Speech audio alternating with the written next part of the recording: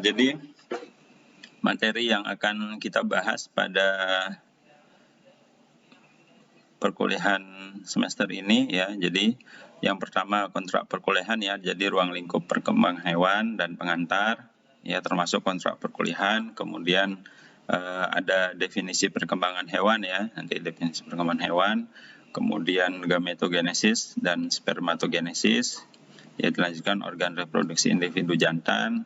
Selanjutnya oogenesis dan organ reproduksi individu betina. Ya, kemudian ada berbagai macam tipe telur, ya, proses pembentukan telur dan proses ovulasi. Kemudian ada fertilisasi, ya, tahapan pembentukan zigot dan monospermi. Kemudian ada polispermi, parthenogenesis, ya. Kemudian segmentasi dan blastulasi, ya, pola segmentasi, macam-macam blastula. Kemudian UTS, ya, ini jadi saya bacakan secara singkat aja, nanti detailnya adik-adik bisa dilihat di RPS-nya. Kemudian setelah UTS itu ada membahas mengenai gastrulasi, kemudian organogenesis ya. Selanjutnya membahas mengenai selaput embrio, ya, ada amnion, korion, ya, allantois dan plasenta. Kemudian metamorfosis, ya, salah satu bagian dari perkembangan hewan. Kemudian ada prinsip-prinsip perkembangan, ya. Kemudian kelainan perkembangan dan regenerasi dan UAS.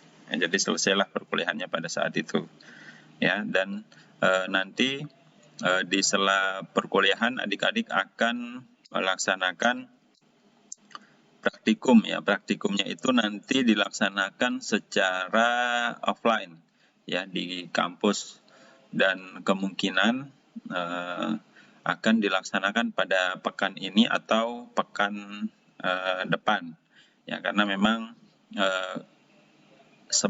mengapa dilakukan mepet ya. Jadi pekan ini kan masih awal perkuliahan ya, seharusnya jadi praktikum itu dilakukan pada mungkin 1 minggu sebelum UTS atau pertengahan semester atau setelah UTS. Namun karena pergantian pengurus dari Kaprodi ya, Kaprodi dan Sekretaris Prodi, karena kan kita sudah memiliki rektor baru ya, rektor baru Pak Prof Masnun ya, Prof Masnun menggantikan Prof Mutawali.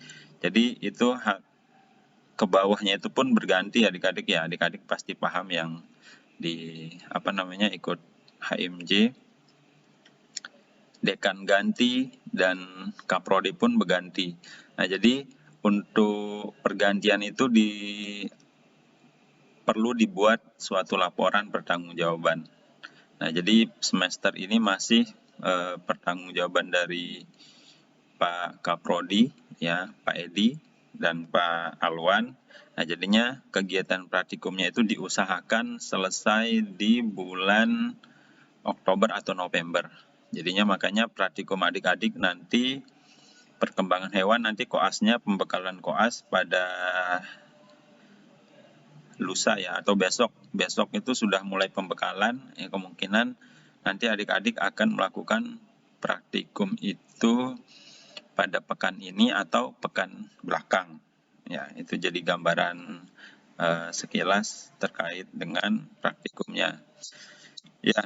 Itu untuk materinya. Kemudian untuk kehadiran ya, adik-adik sudah paham, udah semester 5, jadi mahasiswa atau mahasiswi itu kehadirannya tidak boleh kurang dari 75% ya. Adik-adik itu boleh misalnya ada kegiatan atau hal yang tidak memungkinkan untuk adik-adik mengikuti perkuliahan, itu adik-adik boleh tidak hadir 4 kali ya, namun lebih dari itu diusahakan janganlah. Jadi adik-adik ada jatahnya untuk tidak hadir dalam satu mata kuliah itu 4 kali, itu secara umum, tapi tergantung ke dosennya lagi. Kalau di saya, silahkan misalnya ada kegiatan ataupun tugas ataupun praktikum atau hal lain yang menyebabkan adik-adik tidak dapat mengikuti perkuliahan, itu tidak apa-apa ya, maksimal 4 kali. Lebih dari itu sayang sekali adik-adik tidak dapat mengikuti UAS ya. Jadi jika kehadiran kurang dari 12 kali pertemuan, adik-adik itu tidak dapat mengikuti UAS. Dan kalau adik-adik tidak mengikuti UAS, berarti nilai UASnya itu kosong.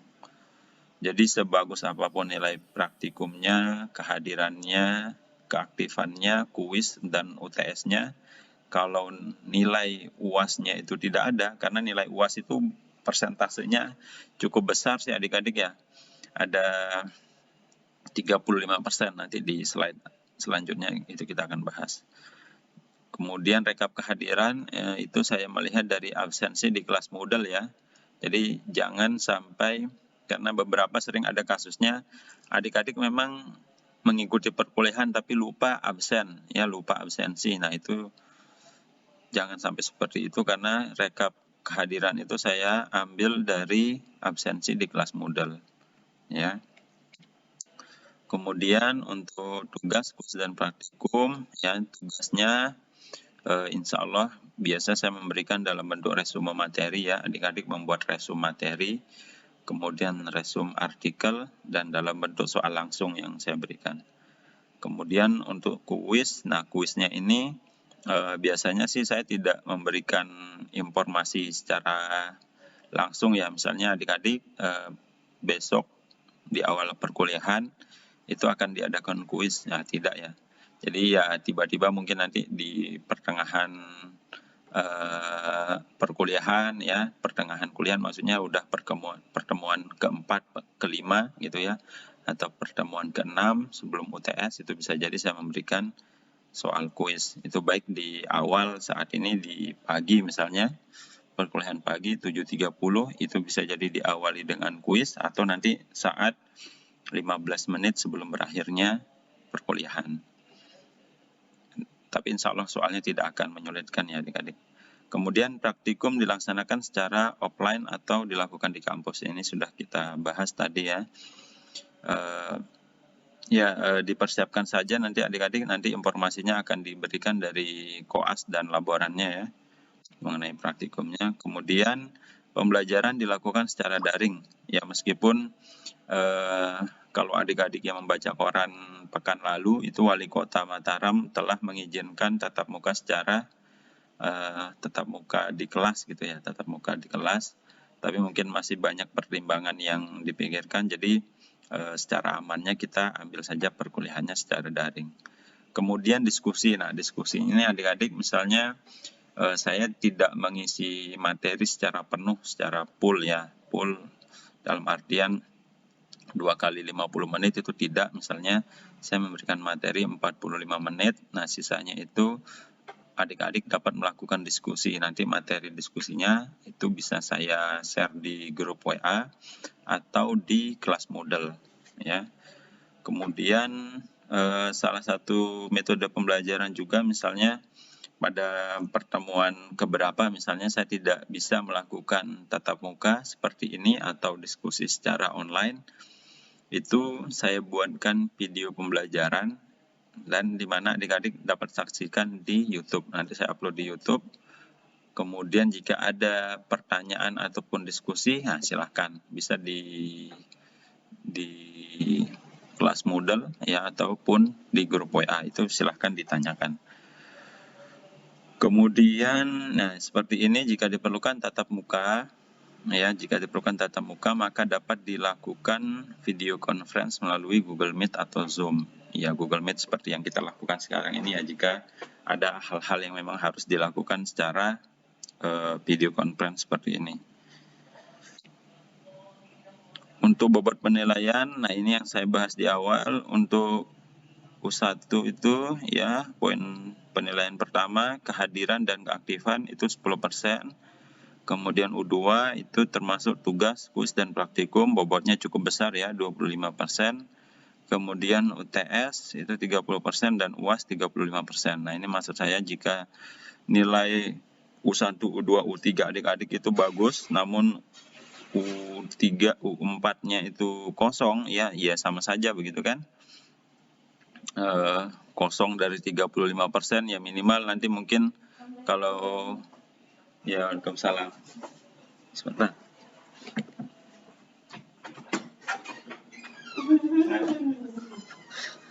Cek dulu. Yang tak minum. Ya, jadi kalau UASnya kosong 35% itu kan ya lumayan ya. Jadi minimal misalnya U1, U2, U3-nya itu adik-adik poinnya sempurna begitu ya, minimal ketika U4-nya kosong ya nilainya tidak sempurna lagi ya, bisa jadi ke C begitu ya, C atau minimal B min lah. Tapi kan sangat disayangkan. Jadi nanti diperhatikan untuk poin kehadirannya jangan lebih dari 4 kali tidak hadir, ataupun memang diperlukan untuk tidak hadir, ya dimaksimalkan saja 4 kali gitu, 4 kali jangan lebih.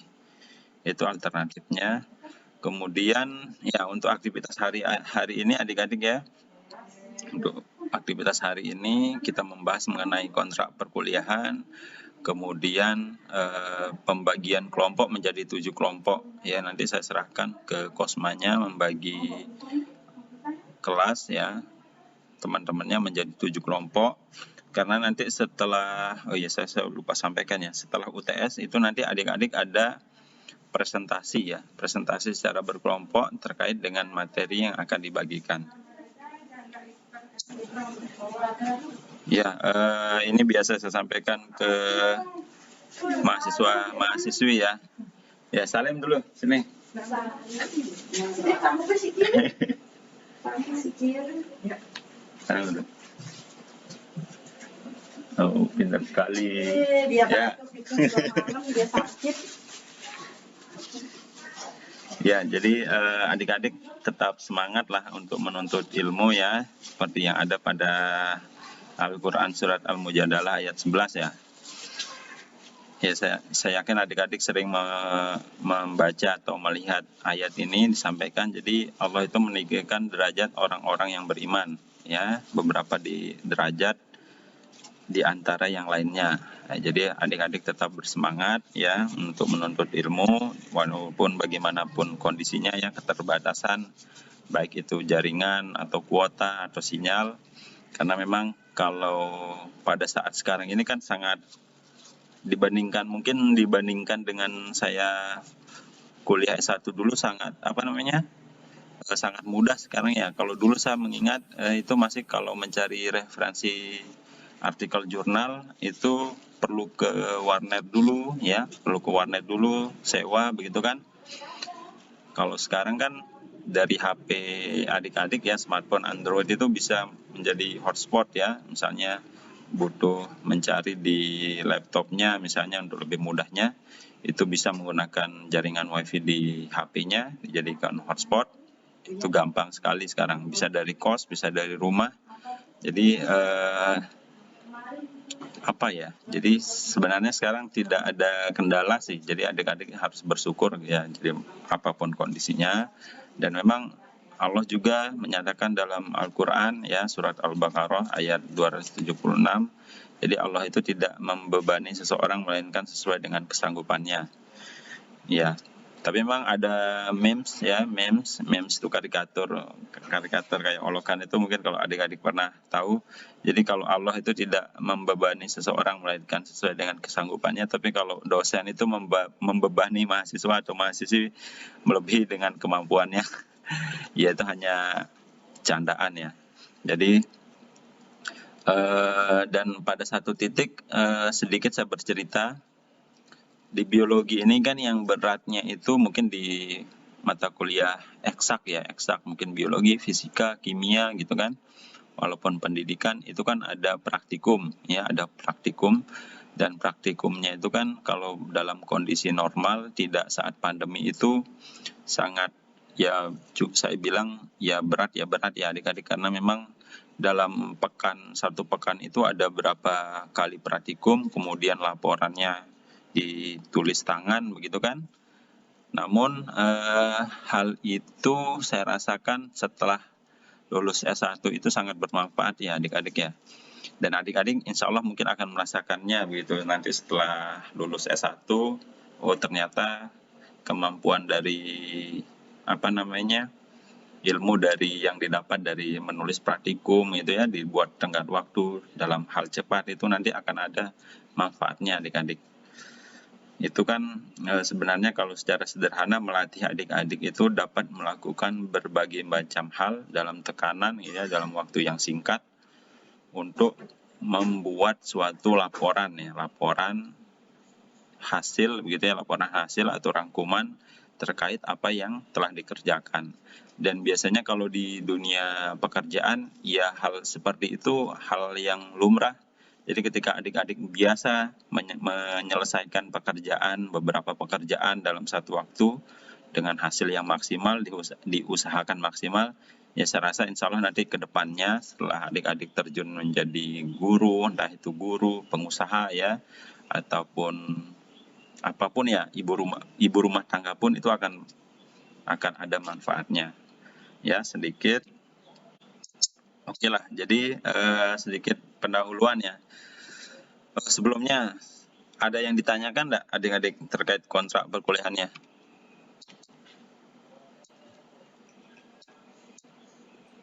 Suaranya jelas kan ya? Jelas. Jelas ya. Oke lah, untuk hari ini ya, untuk hari ini kita membahas kontrak perkuliahan, kemudian nanti saya persilahkan Kosmanya ya membagi teman-temannya menjadi 7 kelompok ya sedikit. Jadi perkembangan hewan ya, mata kuliah yang membahas mengenai perkembangan yang terjadi pada hewan ya, tentunya pada hewan ya, yang meliputi pertumbuhan ya, perkembangan anggota tubuh ya, yang diawali dengan fase embrionik ya dan fase pasca embrionik. Jadi pertumbuhan dan perkembangan itu adik-adik perkembangan itu merupakan suatu kegiatan yang kompleks ya, kompleks di mana dalam proses perkembangan itu terjadi pula proses pertumbuhan ya, di mana kalau kita mengacu pada hewan, individu hewan itu dimulai dari bertemunya sel individu jantan dan sel individu betina ya, sel telur. Kalau secara bahasa umumnya ya, sel telur dan sel sperma ya. Jadi ada dari individu jantan dan individu betina bertemu kemudian membelah ya. Nanti adik-adik akan bahas ya. Membelah menjadi 2 sel, 4 sel ya, 8 sel, kemudian 16, 32 dan seterusnya. Itu sampai terbentuknya organ ya, yang biasa disebut organogenesis. Nah, di mana proses pertumbuhan itu biasanya dibarengi oleh proses perkembangan ya, perkembangan pendewasaan dari sel-sel itu ya. Itu sedikit gambarannya perkembangan hewan ya adik-adik ya. Dan kita tahu semua hewan secara tidak terkecuali mengalami yang namanya pertumbuhan dan perkembangan ya. Apapun hewannya, apapun jenisnya, baik yang meliputi atau baik yang termasuk dalam metamorfosis sempurna maupun metamorfosis tidak sempurna, itu mengalami pertumbuhan dan perkembangan.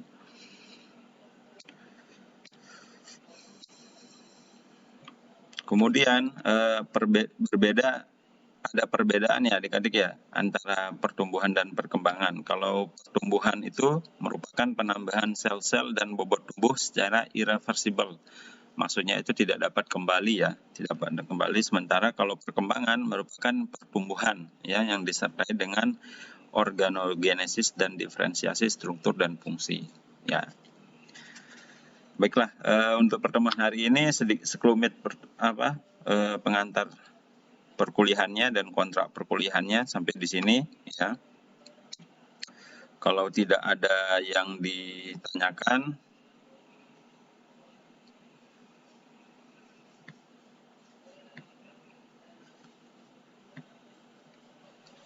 baiklah, kontrak perkuliahannya sampai sini adik-adik ya. Jika tidak ada yang ditanyakan,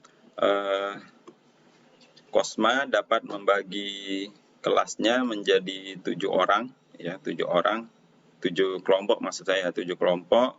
Kemudian nanti akan saya bagikan materi yang akan dipresentasikan pada pertemuan setelah UTS. Jadi waktu persiapannya itu panjang. Kemudian agar dipersiapkan bahwa praktikumnya itu insya Allah akan dimulai pada pekan ini ya, pekan ini ataupun dimulainya pekan depan.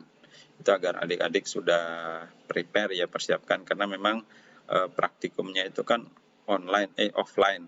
Jadi kemungkinan adik-adik yang masih di luar Mataram itu akan berkunjung atau ke kampus ya, ke kampus untuk melaksanakan praktikumnya. Tapi nanti ditunggu saja informasinya dari koas dan laborannya ya. Iya, Pak. Masih ada yang baru join ya? Tadi buat keluar sendiri, Pak. Oh iya, keluar sendiri, memang masalah jaringan. Baiklah, santai adik-adik ya. Dan ini nanti saya share di apa namanya, di grup WA. Jadi nanti ada satu atau dua soal yang ya bisa adik-adik kerjakan, tidak harus secara formal ya. Nanti saya ingin mengetahui bagaimana pendapatnya adik-adik terkait dengan perkembangan hewan. Silahkan, mungkin ada yang ditanyakan? Ini saya latarnya lucu ya, hijau gini. Sebentar. Berarti sekarang posisinya adik-adik ada di rumah semua ya, atau sudah ada yang di Mataram? Masih di rumah, Pak. Oh, masih di rumah ya. Oke dah.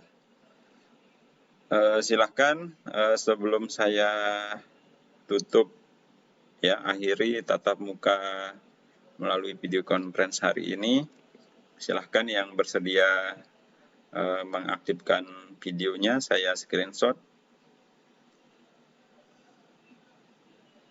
Jika tidak pun tidak apa-apa ya. Oke dah, sebentar kita hitung ya, sebentar.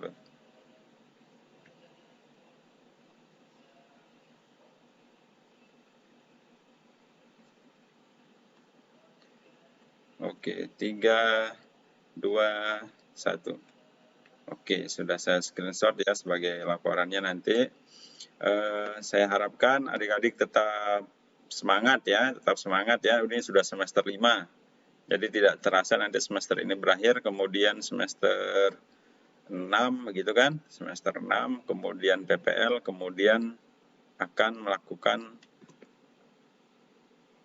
pengajuan judul skripsi. Ya, jadi sekarang ancer-ancernya adik-adik persiapkan agar nanti saat pelaksanaan pembuatan pengajuan proposal dan pembuatan proposal, pengerjaan penelitiannya itu tidak mengalami kesulitan. Ya, insya Allah adik-adik semuanya bisa ya. Oke dah. Jika tidak ada yang ditanyakan, saya akhiri ya adik-adik. Saya akhiri pertemuan pada pagi hari ini. Mohon maaf pada pertemuan pekan lalu saya tidak dapat mengisi. Dan insya Allah perkuliahan kita tidak meski harus dilaksanakan secara video conference seperti ini, karena memang saya akui memang cukup berat di kuota, apalagi adik-adik yang masih dari orang tua kan ya, belum ada yang berusaha kecil-kecilan ini menjual apa begitu, belum ada ya. Oke dah, nanti kita siasati perkuliahannya mengenai diskusi di kelas model atau di grup WA, itu lebih menghemat saya rasa. Baik, saya akhiri pertemuan pada pagi hari ini. Mohon maaf jika ada perkataan yang kurang berkenan. Wabillahi taufiq wal hidayah. Wassalamualaikum warahmatullahi wabarakatuh. Adik-adik tetap semangat ya. Ya, saya akhiri. Waalaikumsalam warahmatullahi wabarakatuh.